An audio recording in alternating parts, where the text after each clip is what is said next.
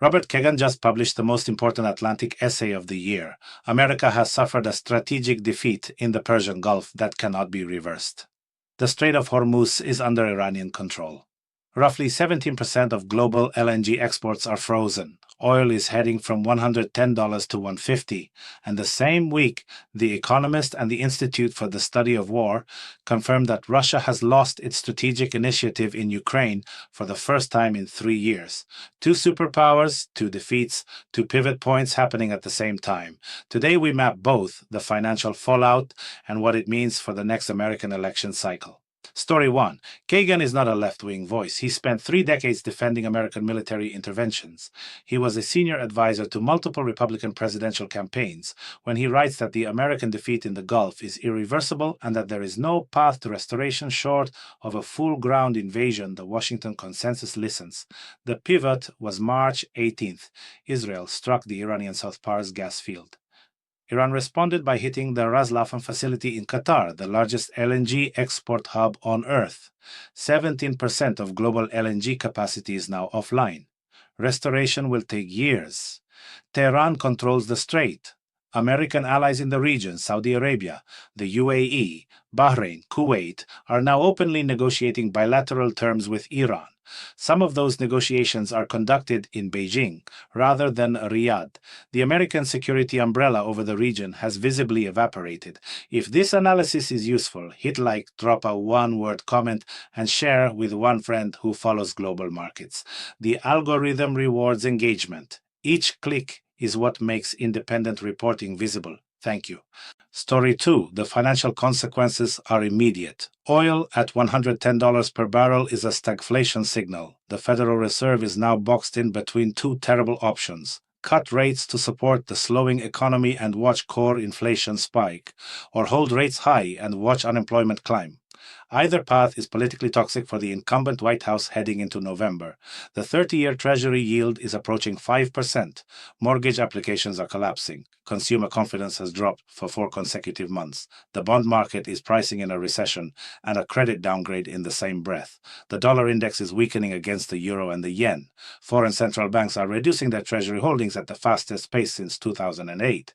None of this is a forecast. All of this is happening now, and the political class in Washington is still adjusting language rather than policy.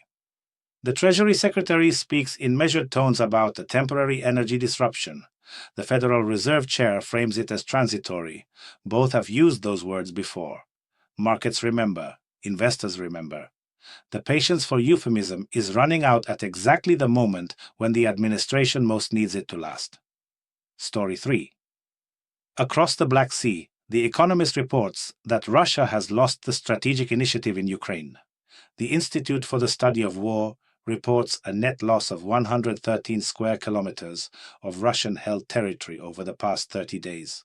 Sir Lawrence Freedman of King's College London expects multiple sectors of the Russian front to collapse within months. The mathematics are brutal. The ratio of Russian killed to wounded is now 2-to-1. A metric unprecedented in modern warfare. First and Second World War ratios were 2 or 3 wounded per killed. Russia is reportedly no longer evacuating its wounded from contested zones. Up to 80% of Russian battlefield casualties come from Ukrainian first-person view drones. Ukraine has overtaken Russia in long-range drone strikes. Targets are hit at 2,000 kilometers depth, the zone where 70% of Russian population lives. The next step is autonomous swarms managed by artificial intelligence. Palantir CEO Alex Karp visited Kiev this week. He did not make the trip to deliver a press release. He made it to validate the technology stack that may decide the war.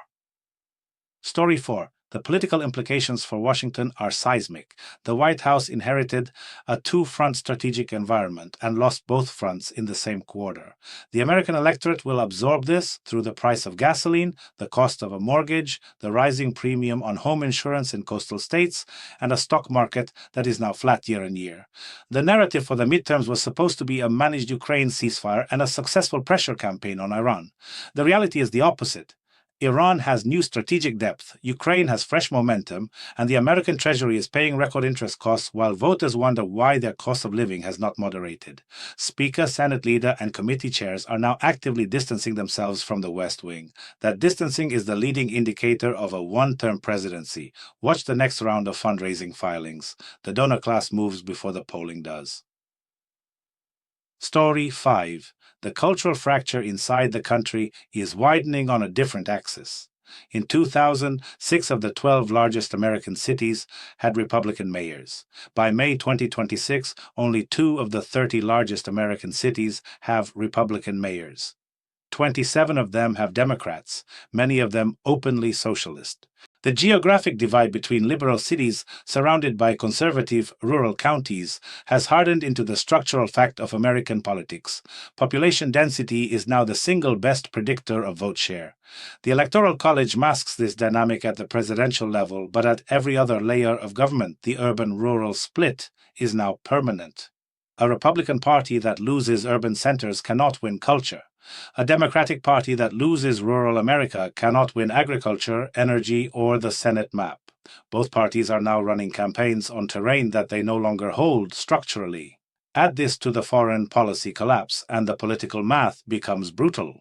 An incumbent White House cannot defend a Persian Gulf defeat and a domestic affordability crisis in the same election cycle. The donors know it. The committee chairs know it.